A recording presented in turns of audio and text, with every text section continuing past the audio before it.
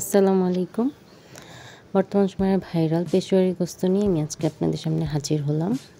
তো এটার একটা অথেন্টিক ওয়ে আমি খুঁজে পেয়েছি, যেটা আমি আপনাদের সাথে শেয়ার করব। তো ফেসবুকে অনেক ধরনের পোস্ট, অনেক রকমের রান্না, সব কিছু কনফিউজড হয়ে আমি অথেন্টিক ওয়েটা খুঁজে পেয়ে আপনাদের সাথে শেয়ার করছি এবং আপনারা সবাই এটা প্রথম থেকে শেষ পর্যন্ত দেখুন। প্রথমে আমি লবণ নিয়ে একটু গোস্তটা আমি মাখিয়ে ম্যারিনেট করে রাখবো 30 মিনিট। তারপর আমি একটা পাতিল শুকিয়ে তার মধ্যে চর্বিগুলো দিব। আমি কোনো তেল ইউজ করব না।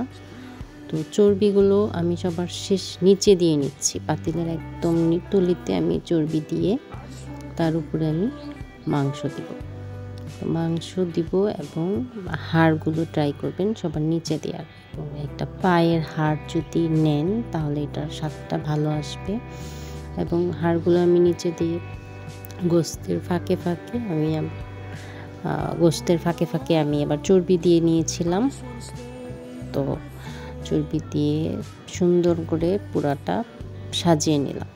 যতটুকু রান্না করবেন ততটুকু সাজিয়ে নেবেন।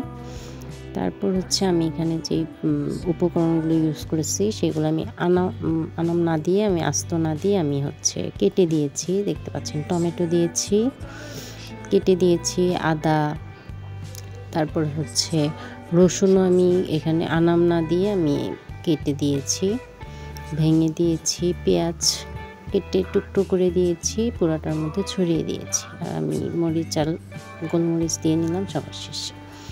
তারপর আমি এটাকে আটা দিয়ে পুরাটা চারদিক মুড়িয়ে নিয়ে পরে আমি এটা সিল করে দিব।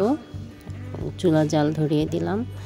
তারপর আমি পাতিলটা পুরোটা গরম করে নিব কয়েক মিনিটের জন্য। তারপর দেখতে পাচ্ছেন একদম লো আছে, এইরকম আছে দিয়ে আমি প্রায় 3 ঘন্টার মতো রেখেছিলাম। তারপর এটা কেটে নেওয়ার পালা। আমি উঠে দেখছি কীরকম হয়েছে। তো আমি আটাটা সরিয়ে তারপর এটার যেই রেজাল্টটা আসছে এটা দেখে আমি অনেক বেশি অবাক হয়েছিলাম।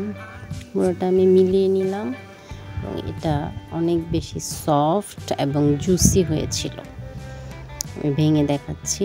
তো এটা অনেক বেশি নরম হয়েছিল এবং গোস্তগুলো মনে হচ্ছিল সব গলে যাবে, এরকম অবস্থা। এটা আমি ঝোলটা দেখাবো। ঝোল অনেকখানি ঝোল হয়েছে এবং এটা খেতে অনেক বেশি মজা, অসাধারণ লেগেছে আমার কাছে। আপনারা অবশ্যই একবার ট্রাই করে দেখবেন। সব কিছুই প্রায় গলে গিয়েছিল, হাড়গুলো অনেক বেশি নরম হয়ে গিয়েছিল।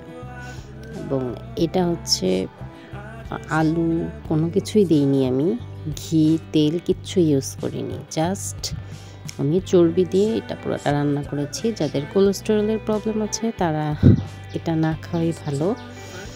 তো পুরোটা বেড়ে নিচ্ছি এবং একটা পরোটা, রুটি, নান, রুটি যে কোনো কিছুর সাথে এটা খুবই মজা লাগবে এবং মজাদার একটা খাবার। আপনারা অবশ্যই একবার টেস্ট করে দেখবেন এই রেসিপিটা। এবং আমি এটা শেয়ার করলাম। ভালো লাগলে অবশ্যই কমেন্ট করবেন। ধন্যবাদ।